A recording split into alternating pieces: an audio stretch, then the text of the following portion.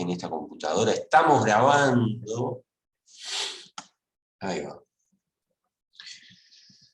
Bueno,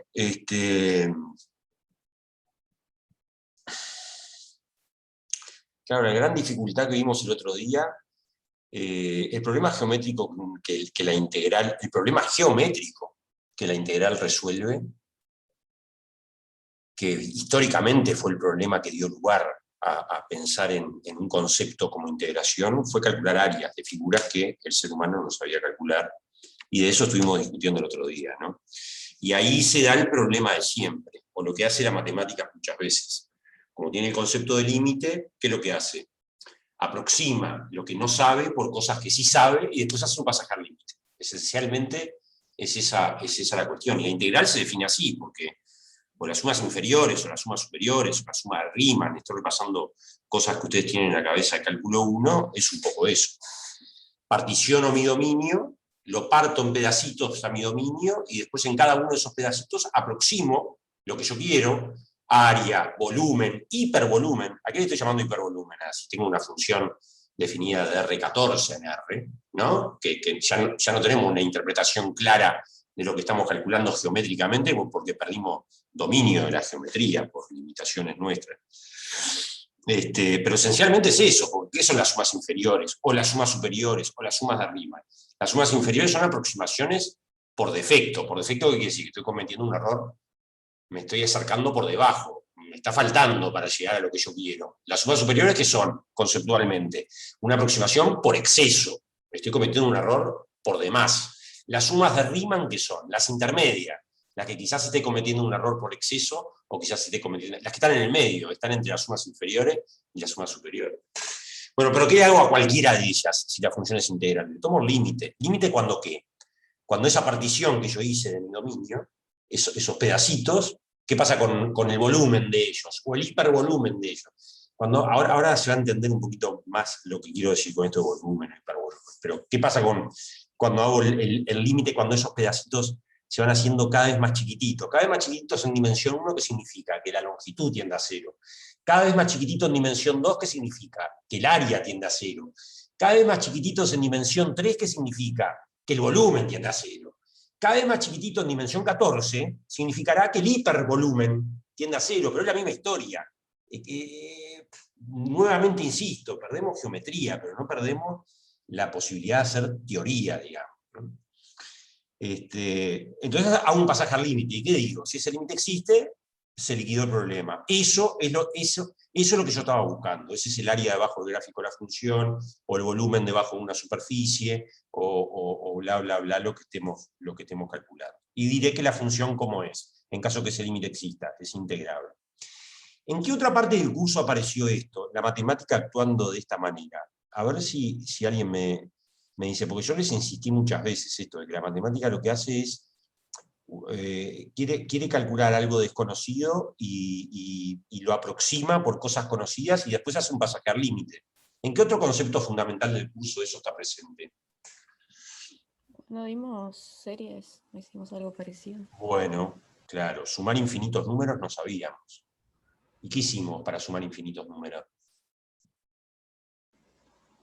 La definimos como una sucesión y vimos qué pasaba cuando esa sucesión suma tendía. O sea, íbamos sumando finitos cada vez más grandes. Íbamos sumando una cantidad finita cada vez más grande. Eso le llamamos la sucesión de reducida. ¿Y qué hacíamos con esa sucesión de reducida después?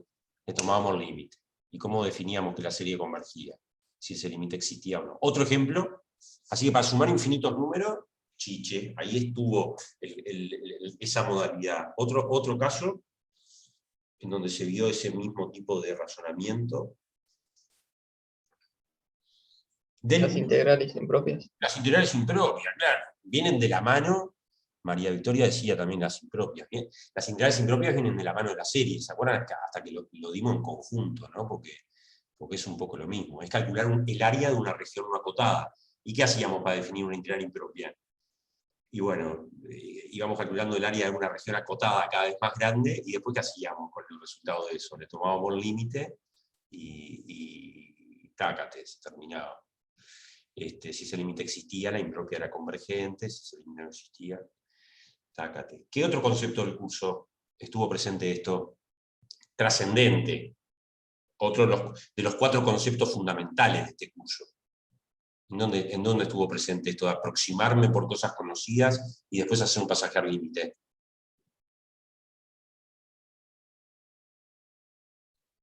En la derivada, en la diferenciabilidad.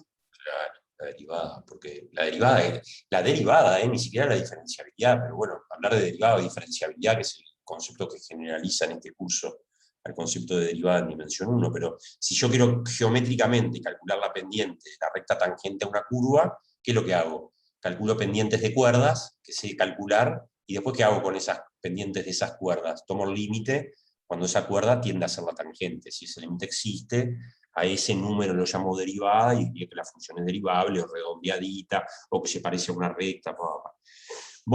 Está presente por todos lados, realmente está presente por todos lados este tipo de razonamiento, con lo cual yo creo que para ustedes, ingenieros, futuros ingenieros, todos ustedes, porque lo van a hacer, lo importante es sacar estas enseñanzas de los cursos de matemáticas, ¿no? Es un procedimiento de pensar problemas. Cada vez que me enfrento, por ejemplo, el sumar infinitos números, lo que estaba por detrás era el problema del infinito, claro. En realidad, en cualquiera de estos problemas que ustedes están planteando está por detrás el problema del infinito. Entonces, el aproximarme por cosas conocidas para luego tomar un límite y a partir de eso definir el nuevo concepto que estoy buscando definir es recontra usado. Con lo cual, es una forma de pensar y de resolver problemas. Y si ustedes en el día de mañana, ejerciendo una profesión, van a tener que enfrentarse a un problema nuevo, esto es una enseñanza. La matemática acá está enseñando, no a calcular una integral, está enseñando a cómo pensar un problema. Y tengo un problema desconocido, ¿y qué hago con ese problema desconocido?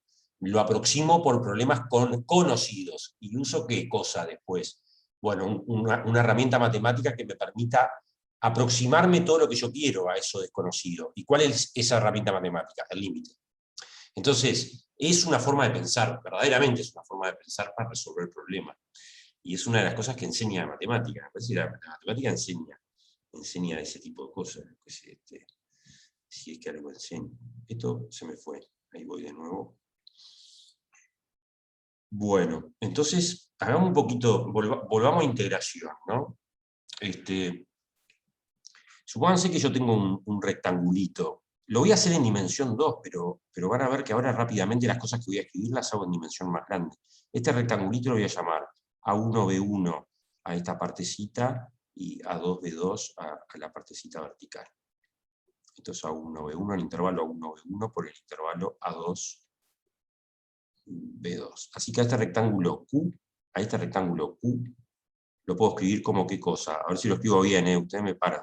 A1B1, producto cartesiano, con el A2B2. Está bien, ¿no? Ese producto cartesiano de estos dos intervalos. Bueno, yo lo voy a llamar, ya de pique les voy a decir lo que es un rectángulo. ¿Qué es un rectángulo en Rn? Pongamos esta pregunta. ¿Qué es o qué sería, o qué estaría bueno definir? No es que alguien vino un extraterrestre y nos enseñó qué es un rectángulo en Rn. Uno mira lo que es un rectángulo en dimensión 2. ¿Qué es un rectángulo en Rn? Bueno, ¿qué sería? Y yo me animo a decir esto, a ver si les parece. Un rectángulo en Rn sería también un Q, incluido ¿dónde ahora? No en R2 como está en el dibujo, sino que está incluido en Rn. ¿Y qué pinta tiene este Q? Y es un A1, B1, producto cartesiano con A2, B2, producto cartesiano, punto suspensivo, producto cartesiano con AN, BN. Claro, está en Rn, por lo tanto son NUplas de números reales. La primera coordenada está en un intervalo A1, B1, la segunda en una 2, B2, la enésima en una NBN. Es el producto cartesiano de n intervalos. El producto cartesiano de n intervalos, ¿está bien llamarlo rectángulo de Rn? Miren que acá estamos haciendo abstracciones. ¿Está bien llamarlo rectángulo? Y sí, porque esto funciona en dimensión 1, sí, porque ¿qué es un rectángulo en R1? Es un intervalito, A1, B1. ¿Qué es un rectángulo en R2? Es lo que imaginamos como rectángulo, lo que llamamos rectángulo desde la geometría, el producto de 2. ¿Qué es un rectángulo en R3? ¿Qué sería un rectángulo en R3? O un cubo. Hay mucha gente que le llama esto cubo, pero lo que pasa es que los geómetras le llaman cubo cuando los lados son iguales de toda esta historia, pero a veces pueden encontrar en la bibliografía esto llamado cubo. ¿Qué es en R3? Y el producto cartesiano de 3 intervalos, eso me da un prisma, pero yo lo voy a llamar rectángulo. ¿Qué es en Rn? El producto cartesiano de n intervalos. Listo, ya está. Bueno, definición. ¿A qué le voy a llamar volumen de Q? Una medida. ¿Cuál es la medida de un rectángulo en dimensión 1? Su longitud. ¿Cuál es la medida de un rectángulo en dimensión 2? Su área. ¿Cuál es la medida de un rectángulo en dimensión 3? Su volumen. ¿Cuál es la medida de un rectángulo en dimensión 18? Su hipervolumen o volumen. Le voy a llamar volumen. Entonces, vamos por otra pregunta. ¿Qué es el volumen? ¿Qué es el volumen? Volumen. ¿Volumen va con tilde? Porque estas son de las pocas reglas que yo sé de ortografía. ¿Por qué volumen va sin tilde? Porque les pinta, ¿cómo saben? ¿No es que termina en N? Ay, vos sabes todo, es una queda, no te puede agarrar con nada. ¿Cómo puede ser?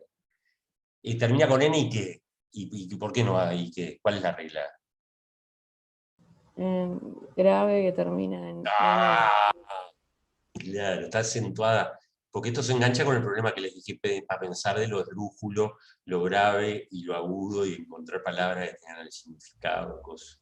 Estaba sin tilde. Bueno, yo siempre puse, por ejemplo, me acuerdo una vez que puse examen y lo mandé con tilde examen, ¿no? imágenes. Imagen es la típica. Sí. Pero eso es porque el plural lleva y te confunde. Exámenes. Exámenes, ahí lo hago con tilde. Imágenes, páginas, margen, todas esas. Bueno, se agradece mucho, Jimena, realmente nos ha dado ahí. Es una pausa de idioma español, esa está buenísima. Bueno, ¿qué es el volumen? ¿Qué es el volumen de un rectángulo en Rn? ¿No? ¿Qué es el volumen de un rectángulo en Rn? Esta es la pregunta. Bueno, ¿qué será? Y lo voy a denotar como vol de Q. O lo voy a denotar como una B corta de Q. Bueno, ¿qué será? ¿Cómo lo puedo definir esto? Definición. Para que funcione en las dimensiones que yo conozco, ¿qué va a hacer de ese producto cartesiano? ¿Qué es lo que tengo que hacer ahora? ¿Integral? Integral. Todavía no. Todavía no, me parece que es tirarle con un arma letal para una cosa un poco más chiquitita. ¿Qué definirían como volumen de eso, que es el producto de n intervalitos en dimensión n? Si ustedes les pusieran un revólver y dijera, che, tienen que definir esto, ¿qué es? Bueno, en dimensión 1, ¿qué es? Si fuera un intervalo solo, ¿qué sería la longitud? Por tanto, ¿qué tengo que hacer con el A1, B1? B1 menos A1. En dimensión 2, ¿qué tengo que hacer? B1 menos A1 multiplicado por B2 menos A2. Estoy calculando el área del rectangulito que tenemos dibujado arriba. En dimensión 3. Así que en general, ¿qué tengo que hacer? Y tengo que hacer la productoria. ¿Conocen este símbolo? Productoria de 1 a n. Sí, es tipo de sumatoria, pero le cambias el simbolito y en vez de sumar multiplico. Esto, BI menos AI. Lo que estoy haciendo acá es multiplicar. Este chirimbolo lo que está haciendo es B1 menos A1 por B2 menos A2 y así sucesivamente por Bn menos A. ¿Está bien definido esto como volumen? Está bien, está bien. Si a algo le tenemos que llamar volumen, a un reitero, estamos tratando de abstraernos y generalizar esto a una dimensión n cualquiera. ¿Por qué vale hacer esta teoría? Porque las cosas n-dimensionales tienen muchísima importancia. Los problemas en general dependen de muchas variables independientes, no solo de 2.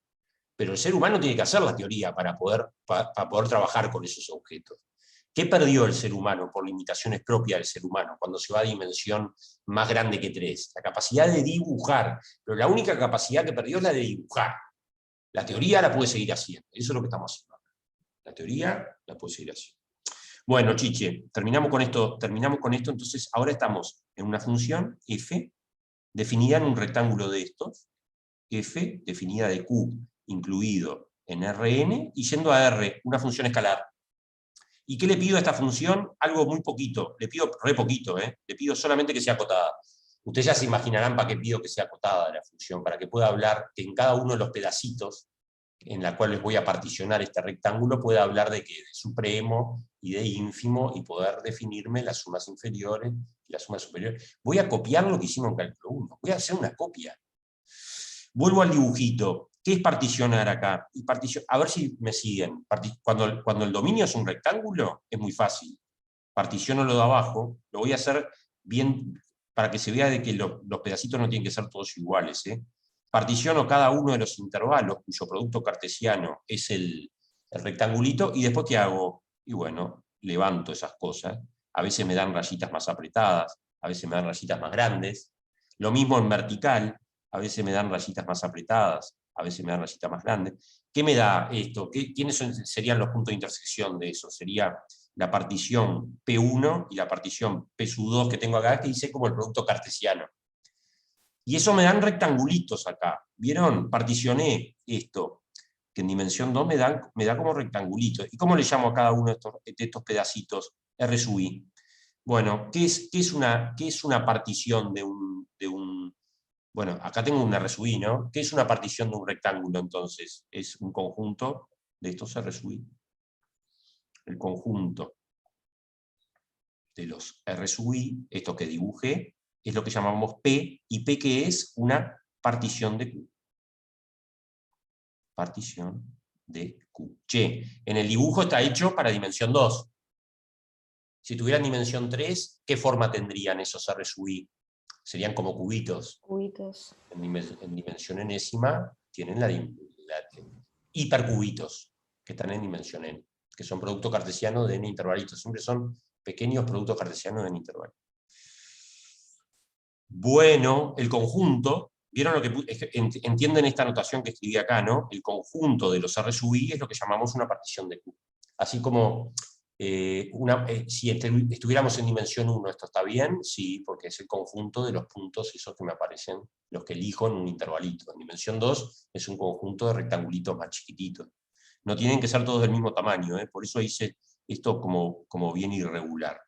Bueno, ¿en qué estamos en condiciones ahora? Tengo una función acotada y tengo una partición. ¿Qué puedo definir? Bueno, puedo definir la suma inferior de f para la partición P. Y yo creo que con las cosas que tenemos definidas acá ya podemos hablar un poco de todo esto. ¿Qué sería esto? Sería, a ver si lo escribo bien, sería la sumatoria. Es una aproximación por defecto, ¿no? Sería la sumatoria de que en cada uno de los pedacitos que hago, el ínfimo de la función f restricta a cada uno de los pedacitos de la función f de x cuando x pertenece ¿a dónde? A un pedacito. ¿Cómo se llama un pedacito? R sub i. Un pedacito es el pedacito rojo, este que dibujé acá. Es el ínfimo de R sub i. ¿Multiplicado por qué cosa? Yo estoy calculando el área del cilindro. Entonces, el ínfimo es la altura. Si consideré ínfimo es porque voy a hacer una aproximación por defecto. ¿Multiplicado por qué cosa? Por el área de la base. Pero el área de la base es si estoy en dimensión 2. Si fuera en dimensión 1, ¿qué sería? La longitud de la base. Y si estoy en dimensión n, ¿qué sería? ¿Qué cosa de todas las que definimos acá? ¿Qué tendría que escribir? Esto multiplicado por qué cosa? Por el volumen de quién? De cada uno de los pedacitos. Che, ¿de dónde a dónde va esa sumatoria? Bueno, tantas como rectangulitos tenga, ¿no? Tantos como pedacitos tenga. Pero no me importa, no lo pongo. Pero es una suma finita, eso que aparece representado ahora. ¿Qué es la suma superior? Exactamente lo mismo con la sumatoria, pero ahora con el supremo de f de x, con x perteneciente a R sub i, y esto cada vez multiplicado por qué cosa? Por el volumen de R sub i. No me gusta esa B, porque no la van a entender. Esa B corta mía es horrible, así que vamos a poner, para que quede bien claro, esto es el volumen de R sub i. Y esto es el volumen de R sub i. ¿Qué calcula cada uno de los terminitos? ¿Qué calcula cada uno de los términos estos de la sumatoria? A ver si lo hacemos en un dibujito. Tengo mi El función. primero calcula la altura, digamos, o la mínima o la máxima que tiene. Ahí va, a la sábana.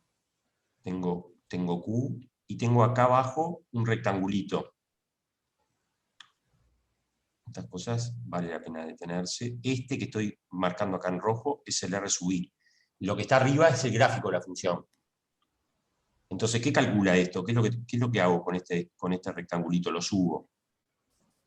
¿Qué me queda acá arriba? Me queda un cachito de sábana.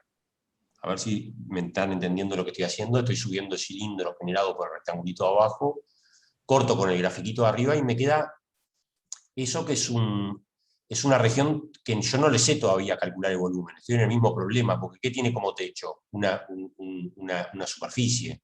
Entonces, estoy en el mismo problema. Entonces, ¿qué hago? Lo pinto con azul. Le pongo como techo algo horizontal. ¿Qué elijo ponerle si estoy en la suma inferior? ¿Qué elijo ponerle como techo? Me tomo el Un puntito más abajo. Me tomo esto, algo así.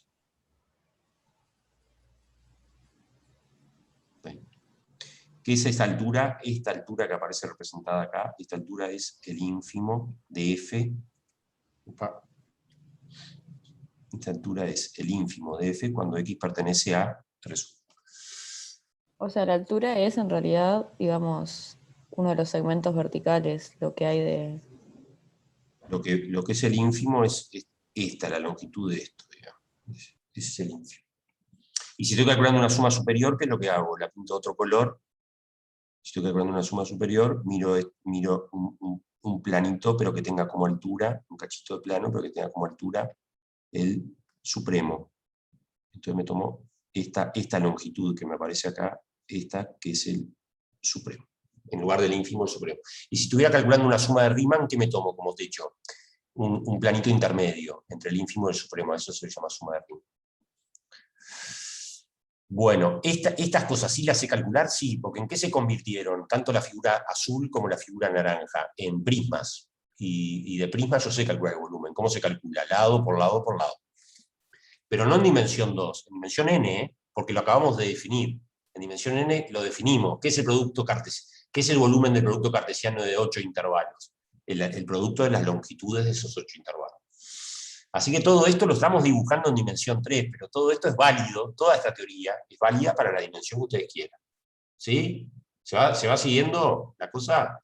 ¿Qué hace la suma inferior? Bueno, la suma inferior particionó todo esto. Entonces, por acá hay un montón de rectangulitos. ¿Qué hace con todos estos rectangulitos que conforman la partición del cubo Q? Hace exactamente lo mismo, y ¿qué hace con el volumen de todos los primas por defecto? Lo suma, y entonces a eso le llama suma inferior. ¿Qué hace con todos los volúmenes de los primas por exceso? Lo suma, y a eso que le llama suma superior.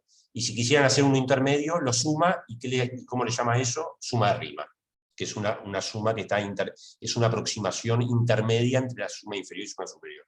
¿Por qué puedo hablar de ínfimo y supremo? Porque ¿qué le pedía a la función? ¿Cuál es la propiedad importante que le pedía a la función para que toda esta construcción funcione? Que sea acotada.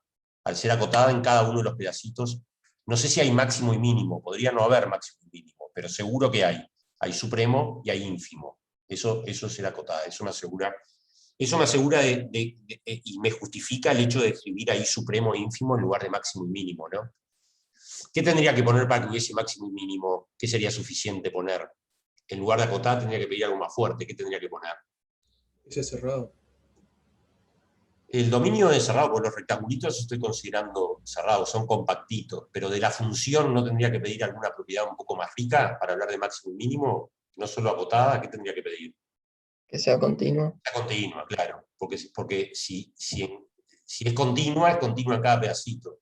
Y si es continua en cada pedacito, ¿qué teorema gordo del curso vale para poder hablar de que hay máximo y mínimo?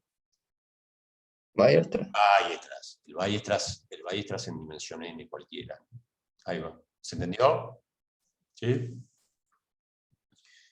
Bueno, estamos casi ahí. Propiedad. Propiedad que la dejo para ustedes, porque estas se prueban igual, todas iguales que en cálculo 1, propiedad. Si yo me agarro P sub 1, le llamé Q al rectángulo, ¿no? Bueno, vamos a llamarle P y S particiones de Q. Particiones cualquiera de Q, P y S. Miren la propiedad, lo que dice. Una suma inferior de F para una partición P y una suma superior de F para la partición S. Otra vez elegí una mala letra, ¿eh? No es, díganme alguna letra ahí, P y L. Y entonces acá vamos a poner S, esta S que se confunde con cos. Acá, P y L particiones del rectángulo Q. ¿Qué pasa con cualquier suma inferior respecto a cualquier suma superior? Siempre están ordenadas de esta manera. Esto es lo que dice la propiedad. No importa cómo yo particione el rectángulo en rectangulitos, que cualquier suma inferior como respecto a cualquier suma superior, menor o igual. Demostración. Ejercicio. Linda pregunta para desarrollo en el teórico del parcial, ¿eh? Así que por favor me lo piensan. ¿Sí? ¿Cómo se demuestra esto? ¿Se entendió lo que está diciendo esa propiedad? Está diciendo, particioná como quieras. Particioná como quieras. Viene Nahuel y me hace un dibujo particionando al cubo en la forma geométrica que él quiera, con rectangulitos. Y viene José y también lo hizo en la forma que él quiso, pero no tiene nada que ver un dibujo con el otro. No tiene nada que ver, no es que una partición es más fina que la otra. Pueden ser totalmente distintos los diseños. Es como hacer un mosaico, un embaldosado con baldosas de distinto tamaño, distinto, cada uno lo hace como quiera. ¿Qué dice esta propiedad? Que no importa cómo sea el embaldosado del cubo, cualquier suma inferior siempre es menor o igual que cualquier suma superior. Puede ser que lo hicimos en cálculo 1, o sea, en una dimensión, pero sí, obvio. Yo lo estoy dejando como ejercicio porque creo que con las herramientas que tienen de cálculo 1 lo pueden hacer. Esto es en dimensión. ¿En qué dimensión pido esta propiedad? En dimensión n, para un cubo en Rn, porque es ahí donde lo estamos definiendo, por más que los dibujos los hacemos ahí. Así que, ¿qué pasa? De esto hablábamos el otro día. Entonces, todas las sumas inferiores están de un lado. Y todas las sumas superiores están del lado. Todas las sumas inferiores están a la izquierda de cualquier suma superior. Eso es lo que dice la propiedad. ¿Y por qué las dibujé en el eje real? Porque ¿qué tipo busqué? El volumen es un número. Claro, una suma inferior que es un número real. Por eso lo estoy dibujando. Una suma inferior es un número real. Fijado en una partición tengo un número real. Así que acá tengo, a las sumas inferiores las estábamos pintando de azul, ¿no? Acá tengo a las sumas inferiores. Y por el otro lado, de naranja, tengo a las aproximaciones de lo que yo quiero por exceso y a las aproximaciones que yo quiero por defecto. Entonces, ¿qué pasa si yo miro el conjunto de todas las sumas? Le llamo A al conjunto de todas las sumas inferiores de F en P con P partición. Y le llamo B al conjunto de todas las sumas superiores de F para la partición P con P partición. ¿Qué pasa con A? A es distinto de vacío y acotado superiormente. En R, ¿por quién es acotado superiormente? Por la propiedad anterior. Por las sumas superiores. Por cualquier suma superior. Cualquier suma superior es una cota superior del conjunto A. Y B, ¿qué me pueden decir del conjunto B? Que también es no vacío. Es distinto al vacío y está acotado inferiormente por las sumas inferiores. Entonces, ¿qué puedo decir por la completitud de los números reales y que en R no hay agujeros?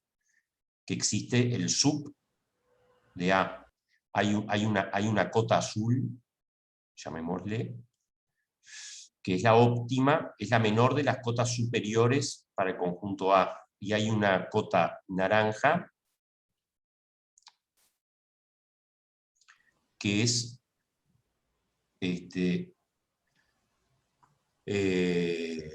la mayor de las cotas inferiores, para el conjunto B.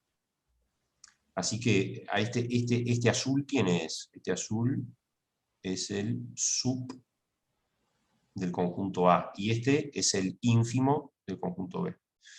Bueno, existe el supremo de A, ¿y cómo lo voy a llamar? Lo voy a llamar la integral en Q, pero inferior de la función F. Y existe el ínfimo de B, ¿y cómo lo voy a llamar? Y lo voy a denotar como la integral en Q con una rayita arriba, porque es una integral por exceso de la función F. Ustedes me dirán, che, ¿por qué no? El Q era en dimensión n, ¿no? El Q era un cubo en n-dimensional. En realidad, quiero que entiendan bien esto. Cuando la dimensión sea 2, voy a poner 2 rayitas, y le voy a llamar integral doble. Cuando la dimensión sea 3, voy a poner 3 chirimbolos de integral, y le voy a llamar integral triple. Pero no me pidan que ponga n chirimbolos de integral. No, uno pone un chirimbolo solo, pero ¿saben qué dimensión está trabajando? ¿Está bien? Es eso. Bueno, ya estamos en todas las condiciones para definir definición de función Riemann integrable. Riemann integral. ¿Cuál es la definición? F. En Q, ¿no? En Q, en un rectángulo. No estoy hablando de un dominio cualquiera, un rectángulo, que es el producto cartesiano de n intervalitos. F de Q incluido en Rn, y yendo a R, acotada, porque le pedimos que sea acotada para que toda esta construcción funcione, acotada, es, ¿cuál es la definición de Riemann integrable? Esta R es en homenaje al señor Riemann, que aportó muchísimo para la matemática. F es Riemann integrable, sí. Bueno, es lo que esperamos. ¿Qué definiríamos? Ahí tenemos el dibujo de todas las sumas inferiores, que son las aproximaciones por defecto. Todas las sumas superiores, que son las aproximaciones por exceso. ¿Cuándo voy a decir que una función es Riemann integrable? Cuando esa El supremo y el ínfimo son el mismo. coinciden, exactamente.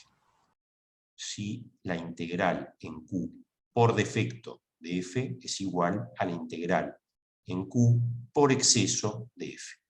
¿Y cómo le vamos a denotar a esto? Notación, si son iguales, ¿cómo lo voy a denotar? Como la integral en Q de F, obvio. Sin rayita ninguna, ¿no? Ustedes me dirán, ¿dónde está el pasaje al límite? Porque empezaste la clase diciendo... ¿No es la refinación de la partición? ¿En qué? Sí, pero acá no refiné nada. ¿En dónde está el pasaje al límite? Oculto. ¿Pero dónde está? Cuando tomé qué cosa de las sumas inferiores y las sumas superiores. Ah, el supremo y el ínfimo. Acá. En este paso, cuando uno toma el supremo de las sumas inferiores, en realidad, ¿qué está haciendo enmascaradamente? Está tomando una partición cada vez más fina, cada vez más fina, cada vez más fina, cada vez más fina, y está tomándose el supremo. Cuando está haciendo el supremo, está tomando el límite de las sumas inferiores, cuando la norma de la partición, el tamaño del pedacito más grande, tiende a ¿cuánto? 0. ¿Qué es el tamaño en nuestro contexto? El volumen. ¿Y qué es el volumen? La longitud en dimensión 1, el área en dimensión 2, el volumen en dimensión 3, el hipervolumen en dimensiones más grandes. ¿Y cómo se calcula? El producto de las longitudes de todos los intervalitos. Bueno, pausa, 2 minutos. Miren un poco todo lo que hicimos, a ver si es coherente todo lo que hicimos para dimensión n. Los dibujitos que están hechos ahí son donde podemos dibujar, pero lo que quiero que se esfuercen es a pensar a ver si todo lo que definimos acá está bien definido para dimensión n. Eso es lo primero. Lo segundo, es un calco de lo que se hace en cálculo 1. Esto es un calco, por ahora no tiene mucha dificultad. Si el dominio es qué cosa, si el dominio de la función es qué cosa, ¿dónde camina todo esto? Cuando el dominio de la función no es un Q cualquiera. ¿Este Q qué es? Un rectángulo. ¿Qué quiere decir un rectángulo? Cuando digo rectángulo, ¿a qué me refiero? Me refiero a que es el producto cartesiano de n intervalitos. Cuando el dominio de mi función acotada es un rectángulo, toda esta teoría funciona y puedo particionar de esta manera y bla, bla, bla. ¿Estamos bien? A ver, algo que quieran acotar de lo que hicimos acá, lo que definimos como volumen en dimensión n. Es todo lo razonable, lo que definimos como partición, un montón de baldosas que me tapan a todo el cubo, lo que definimos como suma inferior y suma superior, la interpretación geométrica que tiene, la propiedad que quedó para demostrar por el ejercicio, cualquier suma inferior siempre es menor o igual que cualquier suma superior, todas las sumas inferiores están a la izquierda, todas las sumas superiores están a la derecha, eso me permite decir que el conjunto de las sumas inferiores es acotado superiormente, por lo tanto tiene supremo, y que el conjunto de las sumas superiores es acotado inferiormente, por lo tanto tiene ínfimo, ¿Cómo le llamo al supremo del conjunto de las sumas inferiores? La integral inferior, y le pongo integral con... eso no lo escribí, a esto se le llama integral inferior. Está bien el nombre, ¿no? Integral inferior. ¿Y a esta cómo se le llama? Integral superior. Bueno, y una vez que tengo definido, ¿qué sería la integral inferior? La integral inferior es la mejor aproximación por defecto que puedo lograr. ¿Y qué sería la integral superior? La mejor aproximación por exceso que puedo lograr. ¿Cuándo digo que una función es integrable? Y viene una definición. ¿Cuándo digo que es Riemann integrable? Cuando la mejor aproximación por defecto, que es la integral inferior, coincide con la mejor aproximación por exceso, que es la integral superior. ¿Y a eso cómo lo llamo? La integral en el rectángulo de la función f. Observación. Observación. Esto es teoría. Esto es teoría. Esto, punto. Esto no me enseña, y lo voy a subrayar, esto no me enseña a calcular integrales. A calcular la integral en Q de una función f. O sea, esto no me enseña a resolver un ejercicio práctico. Si yo ahora les pongo un cubo cualquiera y se me ocurre poner una función cualquiera ahí. Esto es teoría, porque si yo tengo que recurrir a esto para calcular la integral, estoy en el horno, ¿no? ¿Cómo calculo el supremo de todas las sumas inferiores? ¿Cómo calculo el ínfimo de todas las sumas superiores? Salvo que la función sea muy particular, como el ejemplo que voy a poner ahora, pero si no, estoy en el horno. Así que queda claro, ¿no?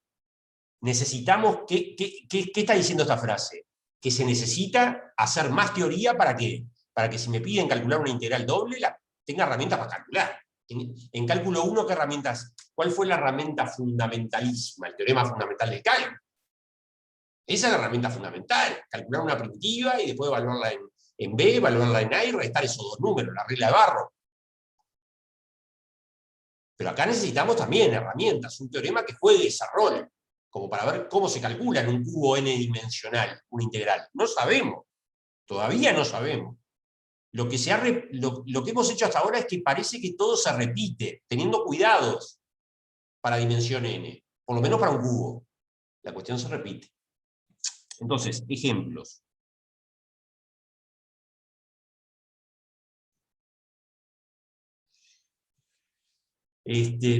Antes que ejemplos, teoremita, también que lo voy a dejar como, antes que ejemplos, o propiedad. Propiedad.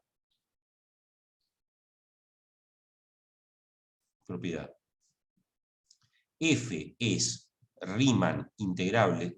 Siempre pongo R como si fuera reales, le pongo esa doble rayita, no. R de Riemann. R es Riemann integrable.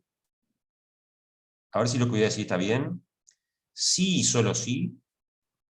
Ese SII que escribí acá es lo mismo que escribir el sí solo sí.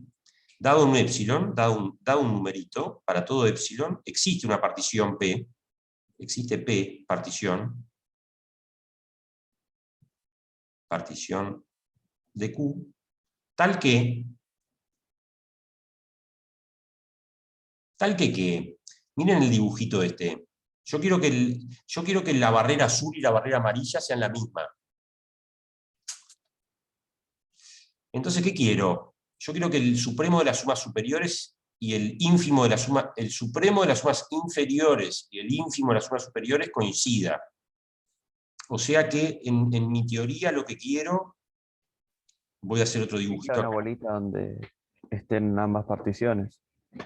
Claro, yo lo que quiero, dibujo un eje real de nuevo. Acá tengo la integral en Q de f, para una función integrable. ¿Que coincide con quién? Con la integral por exceso de f con Q, y que coincide con quién? Con la integral por defecto de f en Q. Tengo una función integrable. Este punto es la barrera azul y la barrera naranja, coincidieron ahí. Entonces, ¿qué está diciendo esto? Que si me muevo un poquito para la izquierda o un poquito para la derecha, creo que es lo que estaban diciendo, entonces necesariamente tiene que haber, a ver si lo que digo está bien, tiene que haber alguien azul acá, o sea, una suma inferior, y tiene que haber alguien naranja acá. O sea, una suma superior. Necesariamente, ¿no? Porque si este punto donde me paré es el ínfimo de las sumas superiores, hay sumas superiores arbitrariamente cerca de él. Y si es el supremo de las sumas inferiores, hay sumas inferiores arbitrariamente cerca. Traducido, ¿qué quiere decir que una función es integrable? Que dado un epsilon, hay una suma superior y una suma inferior que están a menos de epsilon. Es eso. O sea que, ¿cómo completo la propiedad que está escrita ahí arriba, el teoremita este que estamos anunciando? Para todo epsilon existe una partición de Q tal que Para toda bola, el centro. o directamente la suma superior de F para esa partición menos la suma inferior de F para esa partición, ¿cómo tiene que ser esto respecto al epsilon? Me fijé. Menor. Más chico. ¿Qué está diciendo esta propiedad, che, en palabras? Está diciendo una función es integrable si solo si hay sumas superiores y sumas inferiores arbitrariamente cerca entre sí. Eso es lo que está diciendo esta propiedad. Hay sumas inferiores y superiores que están arbitrariamente cerca entre sí. Es razonable, ¿no? ¿Sí? Demostración. Ejercicio. Precioso también para preguntar en un desarrollo, ¿eh? Ojo que es un sí solo sí este, ¿eh? Hay que probar que si parto de una función Riemann integrable, es un poco la idea de lo que acabo de hacer ahí en el dibujito, la demostración. Entonces hay que probar que existe una partición, bla, bla, bla. Y al revés también. Al revés también. Bueno, ejemplos. Ahora sí. Ejemplos. 1. Si f de q incluido en Rn y yendo a R es continua, todavía en el caso de n-dimensional, las continuas tienen que estar adentro de la bolsa de las integrables. Eso es lo que va a decir este ejemplo, ¿no? Si es continua, entonces es Riemann integrable. Sí. Las continuas tienen que ser funciones donde la aproximación por defecto y la aproximación por exceso coincidan. Esto lo demostraron en cálculo 1, ¿eh? Las continuas son ejemplos de funciones Riemann integrales. Como lo demostraron en cálculo 1, obviamente voy a dejar esta demostración como ejercicio, porque la misma. ¿Qué se usaba? A ver si recuerdan qué se usaba para demostrar que las funciones continuas eran integrables.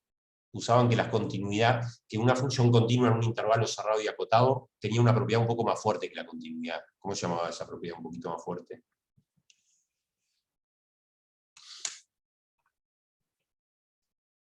Continuidad uniforme. ¿Sí? Se usaba la continuidad uniforme acá. ¿Vieron continuidad uniforme en cálculo 1? ¿O les estoy hablando en... ¿Sí? Sí, era que tenías que buscar dos delta y... La diferencia entre la continuidad puntual y la uniforme es esta. La continuidad puntual es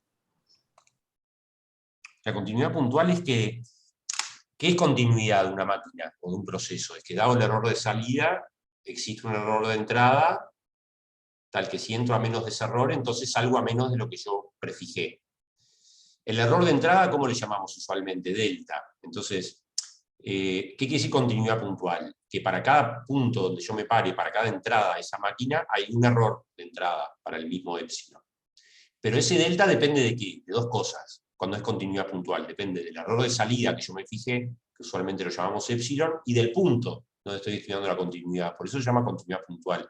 El delta depende del epsilon y del a, del punto donde estoy parado. ¿Qué es la continuidad uniforme? Algo un poco más fuerte que la continuidad puntual. Es cuando ese delta, ese error de entrada, depende solamente del error de salida, no depende del punto. Entonces, dado un error de salida, alcanza como que dos cosas entren a menos de delta para que sus salidas estén a menos de epsilon. Por eso la palabra uniformidad, porque el error de entrada no depende del punto, es uniforme respecto a todos los puntos. De ahí que ese concepto se lo conoce como continuidad uniforme. Bueno, lo que hay por detrás de esto es eso, es la continuidad uniforme.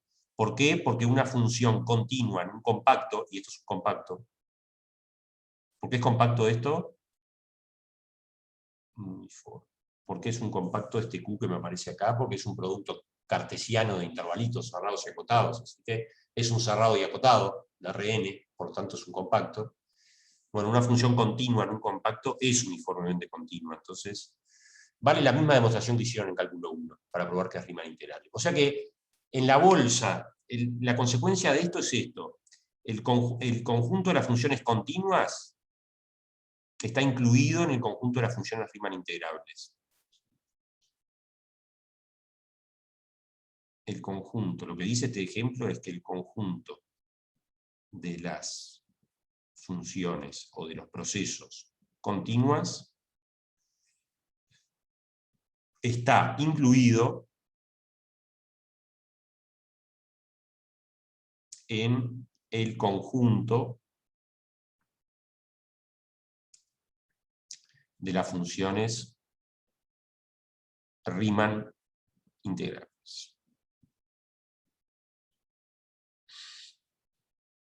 La pregunta es si hay más. La pregunta es si solamente están a continua, o si hay más funciones. En cálculo 1 no habíamos visto, por ejemplo, que habían algunas que, aunque no fueran continuas, las podías... Sí. Por ejemplo, la de Dirichlet no me suena. Bueno, Dirichlet, vamos a ver esa. Ejemplo 1 fue esa. Ejemplo 2. Daniel, escalonada, sí. Las monótonas, en dimensión 1. Toda función monótona es integrable, se puede probar fácil con la propiedad esta de encontrar una suma de sub. Y hay escalones, hay escaleras con infinitos escalones. Bueno, ya voy, antes de ir a Dirichlet, voy a eso. Miren la función que me voy a construir. Me voy a construir esta función, que no se va a salir de... No se va a salir de este cuadrado, por lo tanto es una función acotada. Miren, 0,1 por 0,1. ¿No? Entonces, el primer escalón la voy a pintar de azul, la escalera. El primer escalón es... de azul. El primer escalón es azul, está en 0. O sea, la función hasta un medio vale 0. Después me tomo la mitad de lo que me quedó, y acá la hago valer un medio. Acá hago otro escalón. Este es el gráfico de la función, ahí voy hasta un medio. Después me tomo la mitad de lo que me quedó. ¿Y hasta dónde voy? Hasta la mitad de lo que me quedó acá. Entonces acá tengo otro escaloncito acá. ¿Vieron que es un proceso infinito este? Ya lo están viendo. Voy acá y voy a la mitad de lo que me quedó. Y tengo ¿No hay otro. una serie que se definía así? No me acuerdo ahora, cuando hicimos la traducción. Cuando hicimos series, y no es esto, porque en realidad lo que hicimos fue No, pero la idea. componer el cuadrado en infinitos triangulitos, que la suma era la geométrica, ¿no? Entonces ahí encontramos una serie convergente. Che, ¿vieron que los escalones, qué les pasa a los escalones? Se hacen cada vez más chicos en donde yo apoyo el pie, y cada vez más y la altura es cada vez más chica también. Es una escalera donde la altura del escalón es cada vez más chica también. Pero ¿cuántos escalones tiene esto?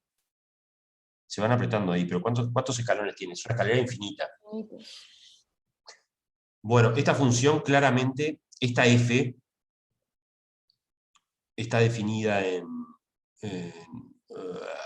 esta f está definida del intervalo 0,1 en R, del intervalo 0,1 en R, o si quieren la puedo poner mejor, para que se vea que ya es acotada, f de 0,1 en 0,1, ¿no?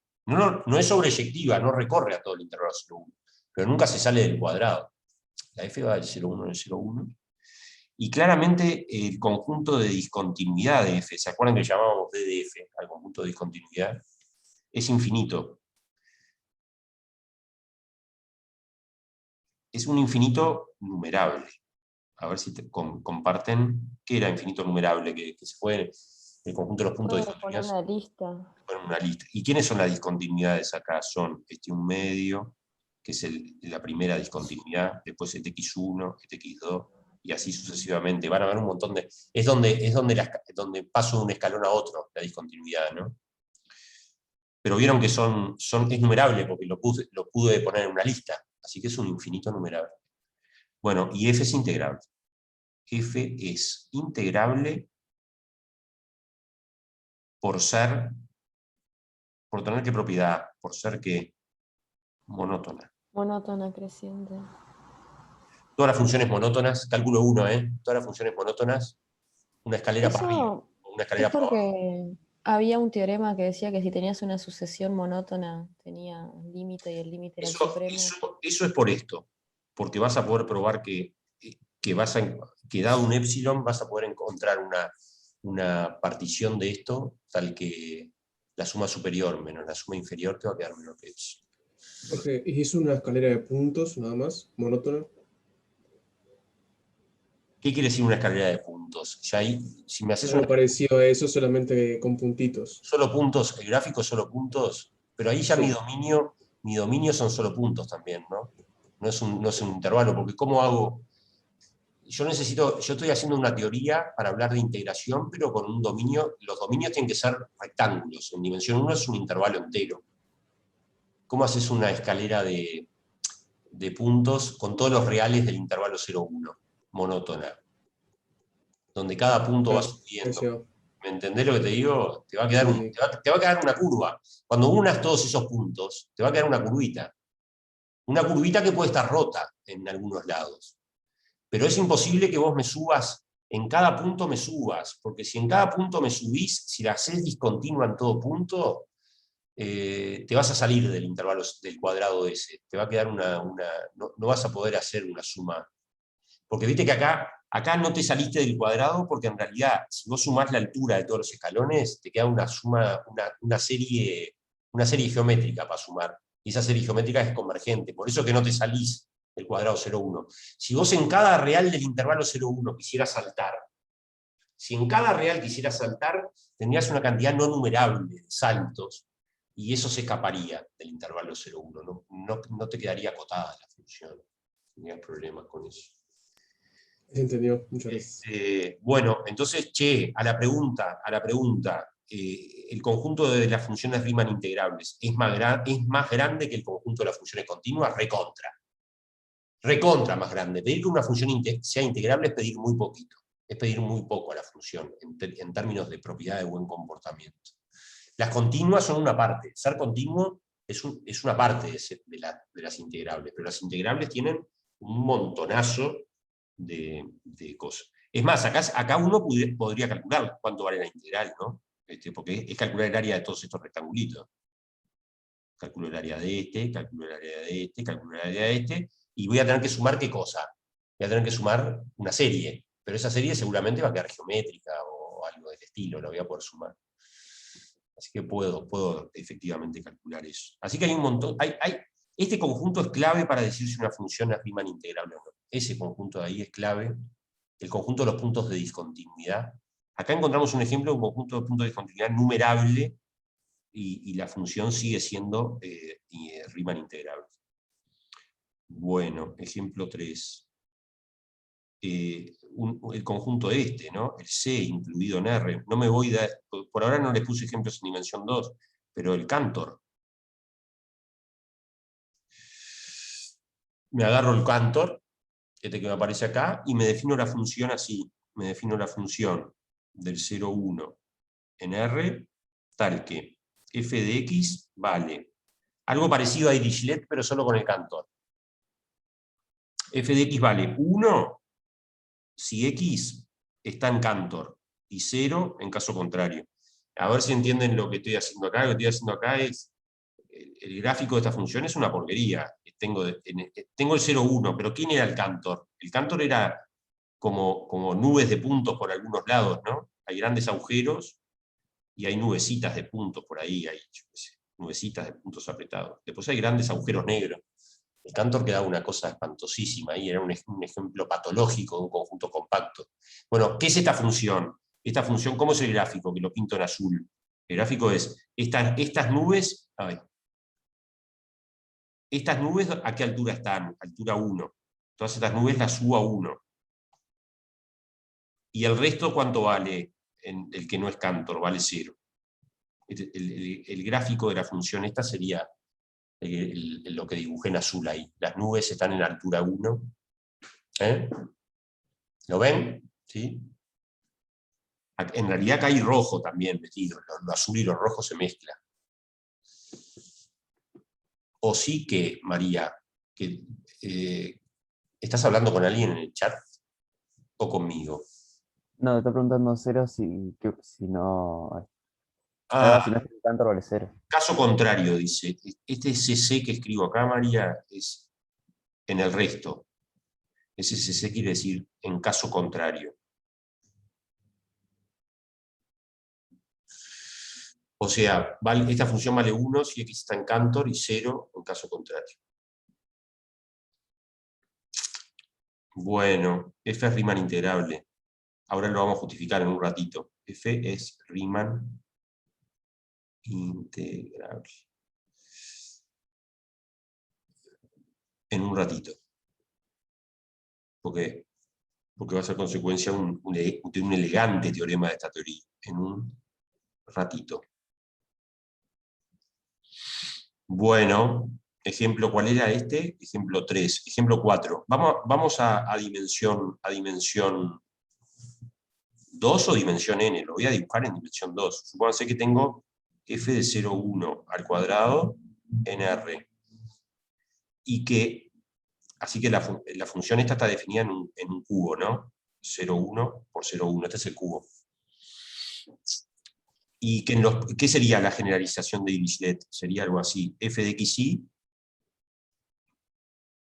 la generalización de Dirichlet a esta dimensión 2, ¿cómo sería? ¿Cómo lo tendría que definir? Como 1, si tanto x como y son racionales. Lo escribo como xy pertenece a Q2, Q de racionales, Q con una rayita. Y 0 en caso contrario.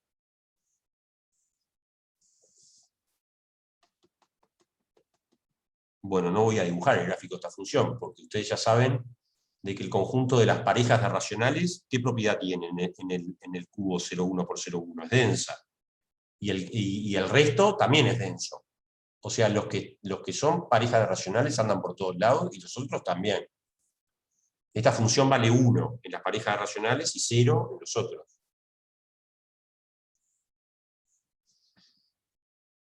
Los escucho. ¿Qué pasa con la integrabilidad de esta función?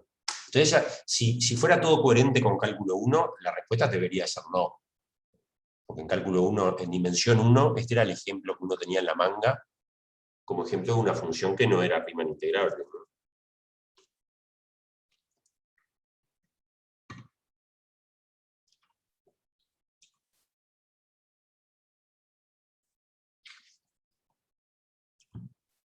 ¿Qué hago? Bueno, voy a la definición, para estudiar si es Riemann integrable o no, así como para clasificar una impropia, a veces no teníamos otra que recurrir a la definición, clasificar una serie, no teníamos otra que recurrir a la definición acá. El tema no es que para cualquier partición que te hagas siempre la suma por defecto te va a dar 0 y la suma por exceso te va a dar 1. Sí, señora. Exactamente. Bueno, miro un pedacito de una partición, que es un rectangulito de R sub I de estos. En este pedacito, ¿qué hay necesariamente? Hay algún puntito, vamos a pintarlo de azul, algún puntito, donde este elemento pertenece a quién? A Q2. Y hay algún puntito, que también lo pinto, pero ahora de otro color, rojo, que este elemento no pertenece a Q2. Eso es porque habíamos visto que te daba toda la frontera, era todo cuando tenías algo así. Eso por la propiedad de qué cosa, de Q2 y del resto y del complemento de Q2. ¿Qué propiedad estoy usando? La densidad. La densidad. La densidad, ¿sí? Está por todos lados. Las parejas racionales están por todos lados del cuadrado, y los otros también están por todos lados. ¿Quiénes son la mayoría? ¿Los azules o los rojos en el cuadradito? La mayoría, entre comillas. ¿Quiénes son los culpables de la no numerabilidad? Los que no pertenecen a Q2. Los rojos, los mal comportados, ¿no? Los que tienen algo irracional ahí. Che, entonces siempre hay un rojo y siempre hay un azul. Pero entonces, si siempre hay un rojo, ¿qué pasa con el ínfimo de la función en R sub I? ¿Cuánto vale? Que además de ínfimo es mínimo.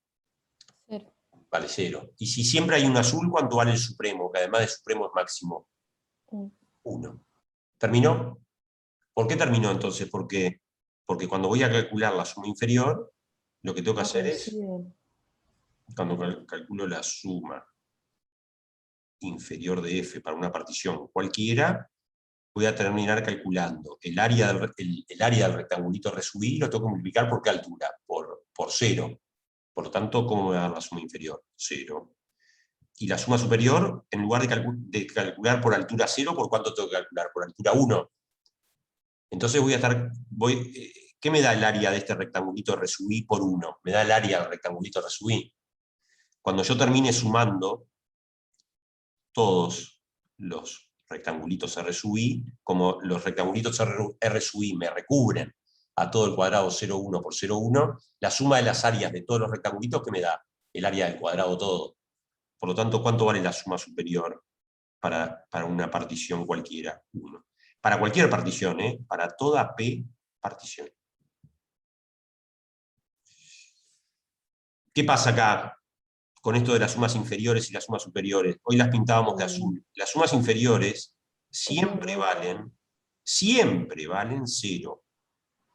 Y las sumas superiores siempre valen 1. Eso es lo que estamos diciendo acá. Las sumas inferiores siempre están en 0, y las sumas superiores siempre están en 1.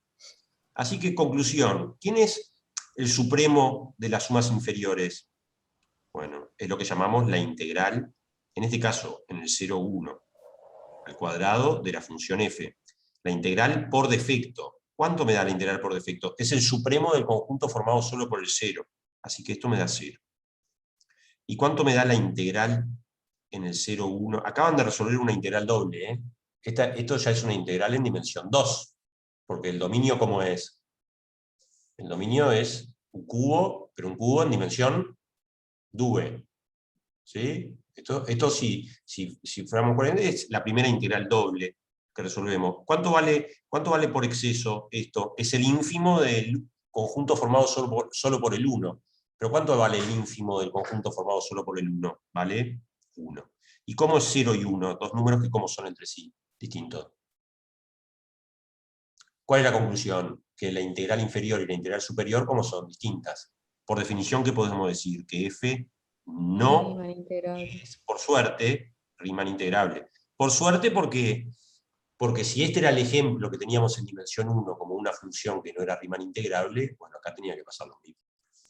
Porque una consulta. Sí. ¿Por qué no se toman estos casos aparte y se estudian?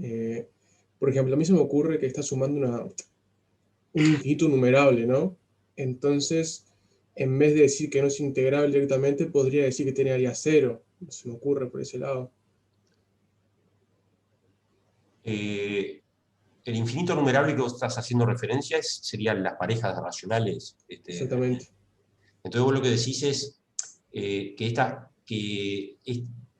esta función, podríamos definir una teoría de integración distinta, a ver si la respuesta a esta es un poco lo que vos estás pensando. Está claro que por esta definición que dimos, por la noción de integrabilidad según Riemann, este es un ejemplo de una función que no es Riemann integrable. ¿Por qué? Porque nosotros nos pusimos de acuerdo en una definición. ¿Y en qué definición nos pusimos de acuerdo? Una función es Riemann integrable cuando estos dos objetos son iguales. Y acá tenemos un ejemplo en que estos dos objetos son distintos. Por lo tanto, por definición, no es Riemann integrable. Ahora, yo creo que lo que vos estás pensando es esto. ¿No habrá una teoría de integración que me permita en un conjunto cambiar el valor de una función en un conjunto numerable y que la integral siga valiendo, digamos, una teoría de integración un poco más general? Bueno, la hay.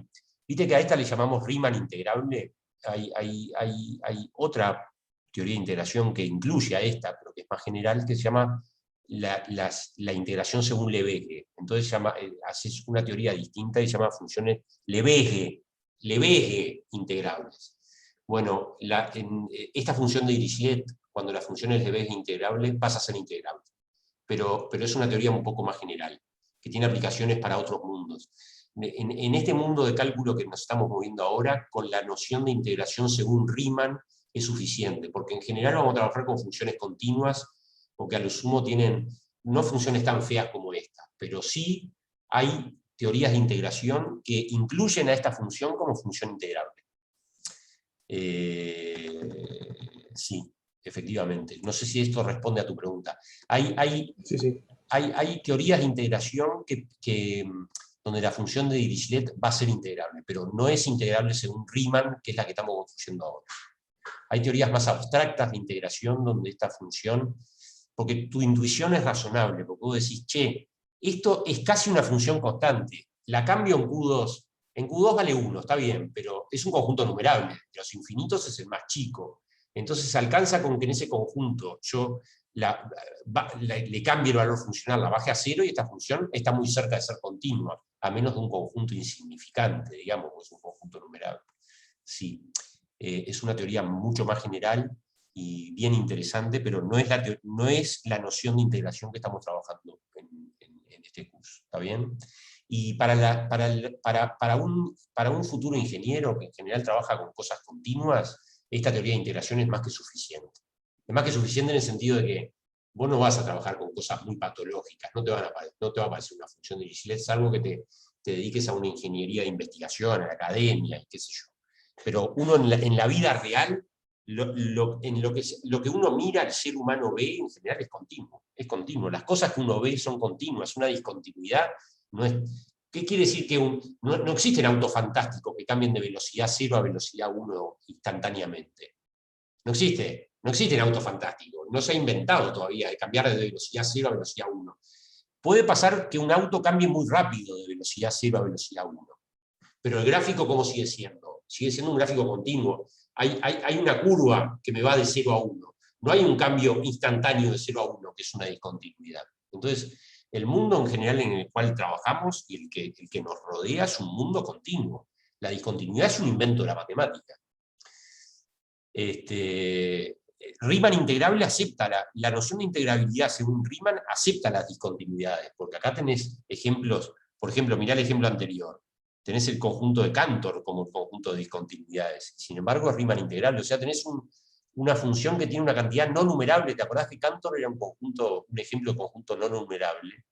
O sea que es un infinito poderoso, que tiene un conjunto de puntos de discontinuidad no numerable, y sin embargo mantiene la propiedad de ser Riemann integrable. O sea, Riemann integrable acepta la discontinuidad como comportamiento, pero no te vayas al extremo de Dirichlet, ahí ya pone una barrera. Riemann dice, esto para mí no es integrable. Después vino Lebesgue y construyó una teoría más general y dijo, esto para mí sigue siendo integrable, y para no ser Lebesgue integrable todavía tenés que ser mucho más patológico que Dirichlet.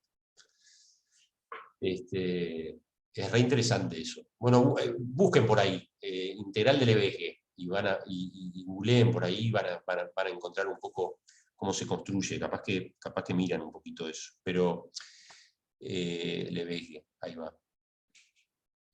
Pero bien interesante la intuición, además, que tuviste, Daniel.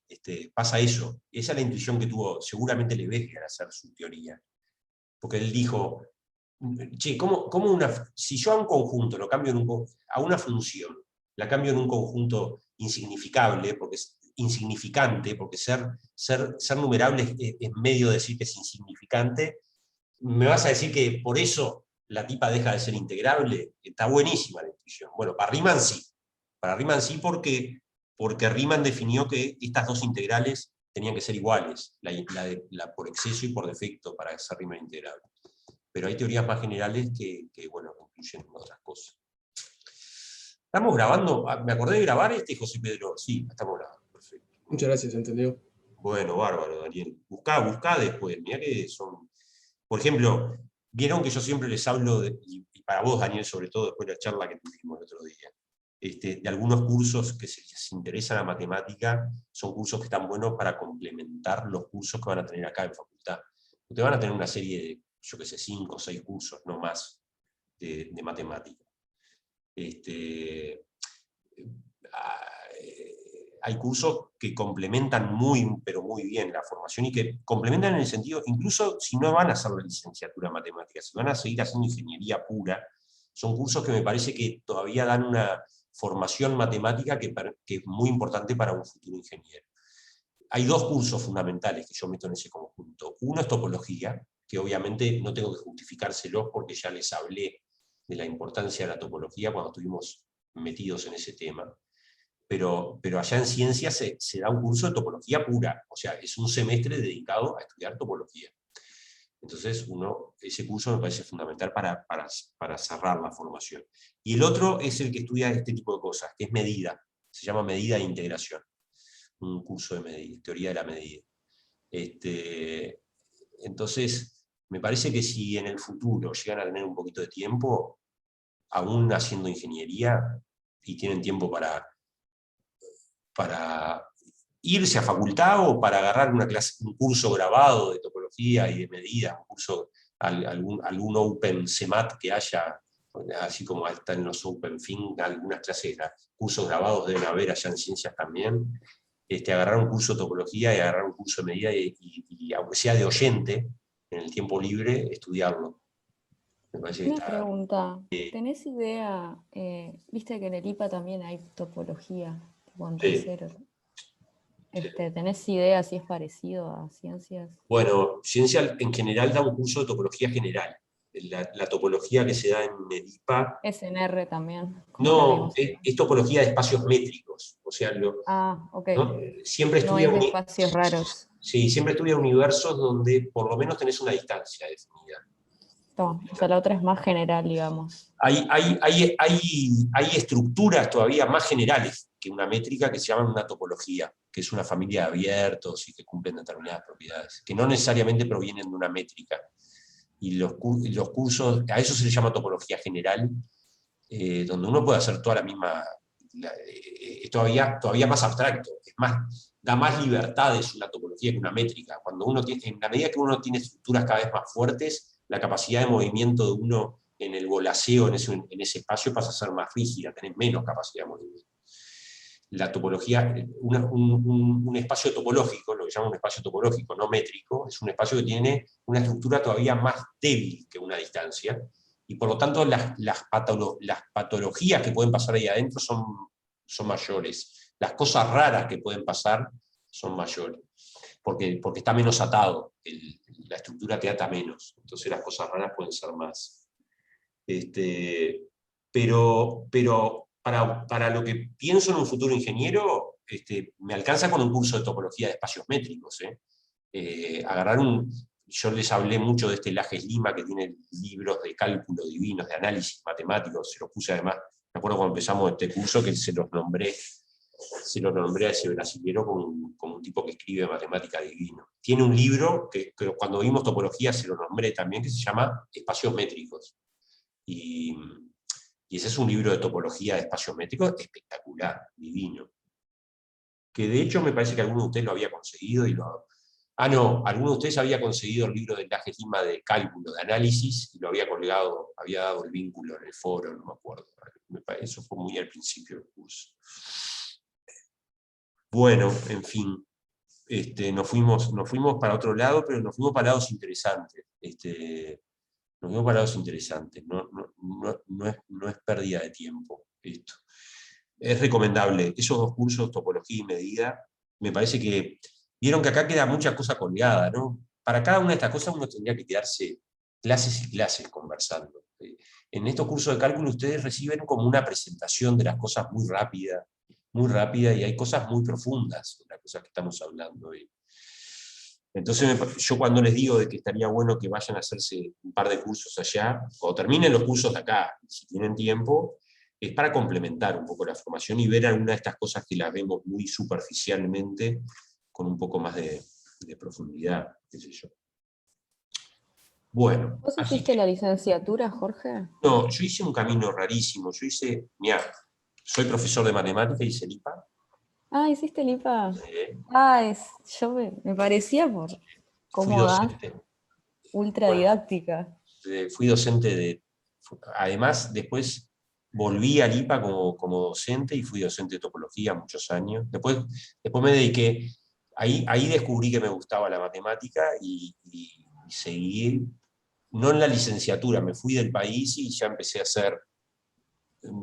hice una maestría en Brasil y después volví, sí, el doctorado lo hice acá, pero ya en la línea de investigación. ¿Conoces a Mario Dalcin? Sí, porque obvio. dan clase No lo igual. conozco, es un hermano de mi vida. Ahí está, son iguales.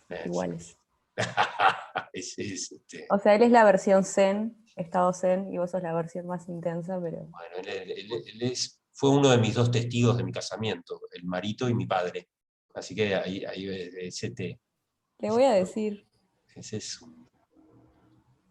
un divino ser humano, un divino ser humano. Bueno,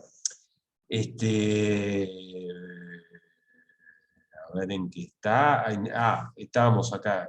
¿Y vos dónde lo conocés, Jimena? Ese es mi profe de geometría y está increíble. ¿En el IPA? Sí. Qué grande. Bueno. El ejemplo 5, che. A ver, una perturbación del ejemplo anterior. ¿Cómo estamos de hora? ¿Estamos bien de hora todavía? ¿Qué hora es? Son 54. -6. Ay, no queda nada. Bueno, termino con esto. Perturbación del ejemplo anterior.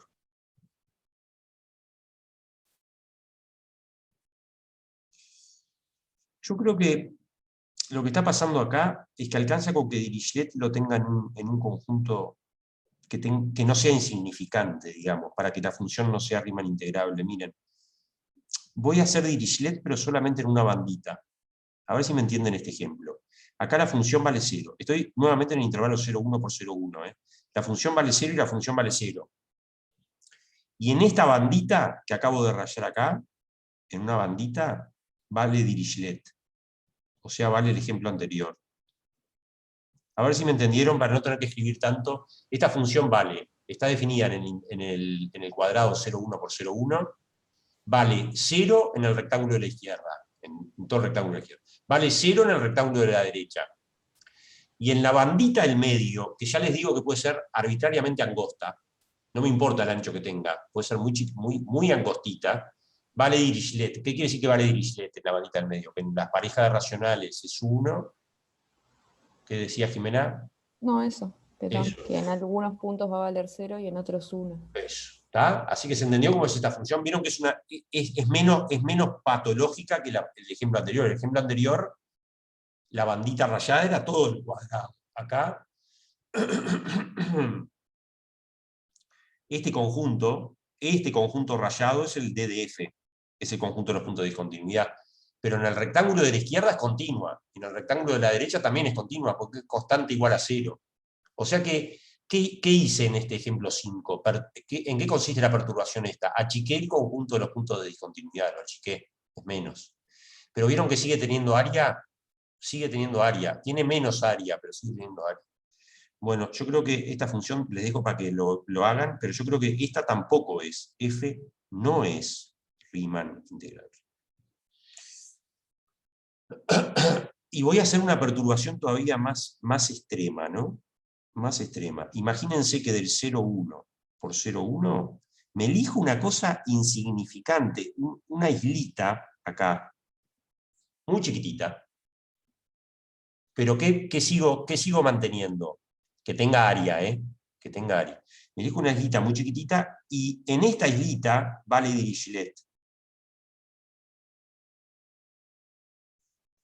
Y en el resto vale 0. Por todos lados vale 0. Che, vieron que es una perturbación más extrema todavía, ¿no? ¿Quién es el DDF acá? El DDF es esta islita, le voy a llamar A. DDF es A, es la isla, es la islita. Bueno, yo creo que esto sigue siendo, sigue siendo persistente que no es Riemann integral. El ejemplo anterior... una línea nomás. Me mató la Jimena. 6. Me paso los números romanos porque ya el 7 no lo sé hacer en romano. Así que me paso. 2 sí. Sí, bueno. La verdad que saber. Paso el No 7 tenés ahí. cómo escribir. Entonces, lo que me dice Jimena ahora es esto. Me dice, elegite ahora una bandita pero de ancho 0. Elegite un segmentito vertical. Y esta función vale 0 acá, 0 acá, y acá vale Dirichlet.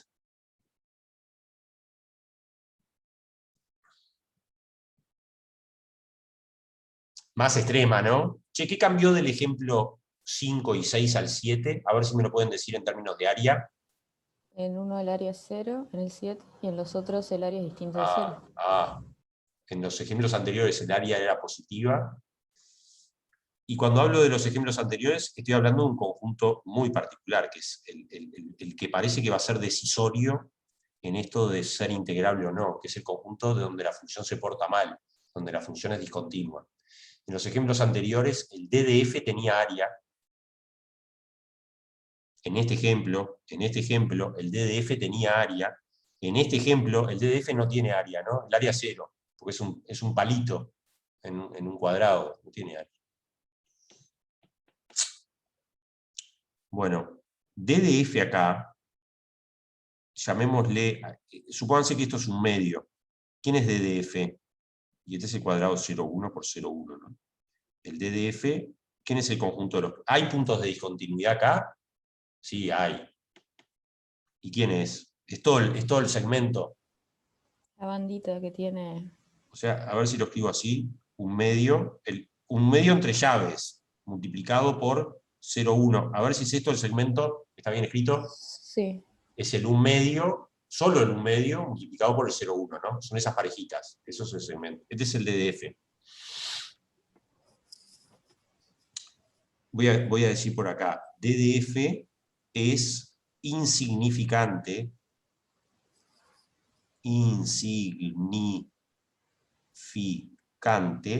en términos de área. Claro, no tiene área, ¿no? En términos de área. El tipo, en términos de cardinalidad, ¿cuántos elementos tiene el DDF este? Tantos como números reales, ¿eh? Es una cantidad infinita no numerable. O sea que el DDF en términos de cantidad de elementos es... Tiene la misma cantidad que todo el cuadrado. Sí, todo, es pelotudo, y que todo el cuadrado. Pero en términos de medida, que acá en dimensión 2 es el área, tiene medida nula. En términos de medida, tiene medida 0, es insignificante en términos de medida. Que acá la medida es el área. Bueno, F es Riemann integrable. Y a ver si alguien se anima a decirme cuánto da la integral en Q de F. La intuición, ¿qué me dice? ¿Cuánto tendría que ser la integral en Q de F? 0. Cero. Es 0, porque vale 0 en casi todos lados, vos. Vale 0 en casi todos lados. ¿Cuál es el volumen por debajo del gráfico de esta función? 0 si está en el piso siempre, salvo en algunos puntos que está a altura 1. Pero en unos puntos que tiene área 0. Así que, bueno, acá no estoy... esto hay que justificar. Todos estos ejemplos los tienen que justificar, ¿eh? Esto hay que justificarlo también. Bueno, esto da lugar a que termine la clase de hoy con uno de los más bellos teoremas de esta teoría, que se llama el teorema de Lebesgue. Bueno, justo, ¿no? Miren, el teorema más lindo. Miren qué historia, ¿no? El teorema más lindo dentro de la teoría de Riemann integrabilidad es el teorema de Lebesgue, que hizo una teoría de integración más general, donde finalmente la función de Dirichlet pasa a ser una función Lebesgue integrable, ¿no? Es una teoría más. Pero este teorema que se debe a Lebesgue, tenía que haber puesto teorema, entre paréntesis Lebesgue. Puse Lebesgue, teorema, es el teorema de Lebesgue, caracteriza las funciones Riemann integrables. Caracteriza. Dice qué cosa hay que mirar para que una función sea Riemann integrable. Y ya se imaginan qué va a ser. Que estos ejemplos tienen que ir mostrando de que parece que lo importante es una característica de este conjunto. Y ese conjunto, en dimensión 1 tiene que tener longitud 0. En dimensión 2 tiene que tener área 0. En dimensión 3 tiene que tener volumen 0. En dimensión n tiene que tener hipervolumen, o volumen, el que definimos hoy al principio de la clase, 0. Bueno, hay que definir bien qué quiere decir eso. Se llama medida nula a ese conjunto, a los conjuntos que tienen esa propiedad. Y Lebesgue dice, una función es Riemann integrable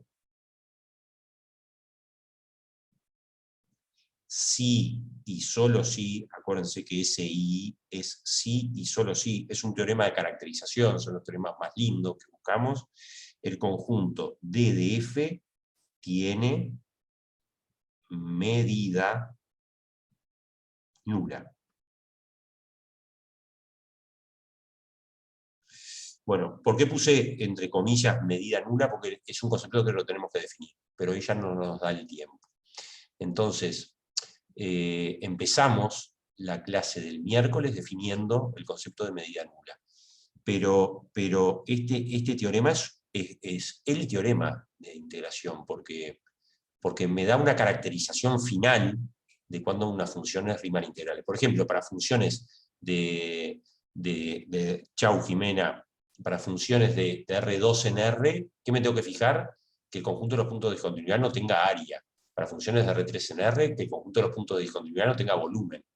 Por ejemplo, una función de R3 en R, cuyo punto de discontinuidad es un cacho de plano, y piensen en R3 en R, está definida en un cubo macizo, y el conjunto de los puntos de discontinuidad es un cachito, es como un cachito de plano. Un plano no tiene volumen, tiene área, pero no tiene volumen. Bueno, una función definida ahí, que es Dirichlet en el plano y en el resto es constante, es Riemann integrable. Es Riemann integrable, vale esto. ¿Y por qué es Riemann integrable? Porque un plano tiene medida nula. Pero bueno, tenemos que definir bien esto. ¿Qué quiere decir de medida nula? Entonces, el plan para el teórico del miércoles es definir esta noción de medida nula, ver algunos ejemplos, y después rápidamente dar una idea de por lo menos uno de los lados de la prueba del teorema de Lebesgue, y después rápidamente irnos a algún teorema que juegue el rol de herramienta para calcular integrales en dimensiones más grandes.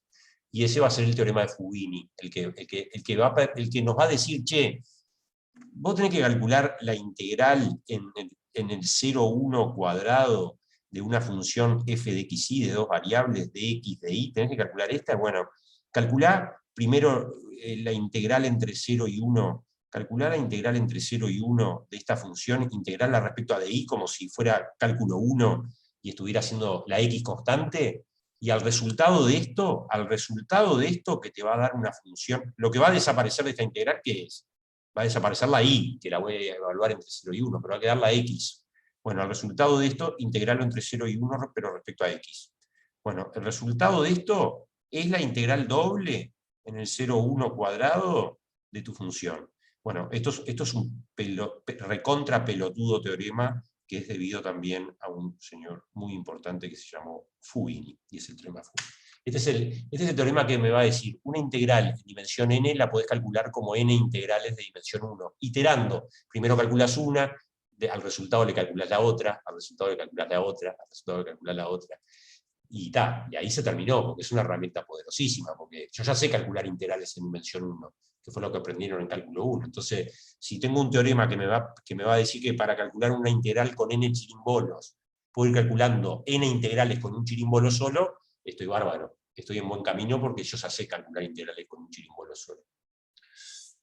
¿Se entiende? Entonces el plan para miércoles es un poco definir medida nula, ver alguna idea de la prueba, pero rápidamente meternos en esto porque quiero rápidamente ver ejemplos concretos, porque ustedes tienen que tener algunas clases de cálculo de integración, porque si no, no van a aprender a calcular.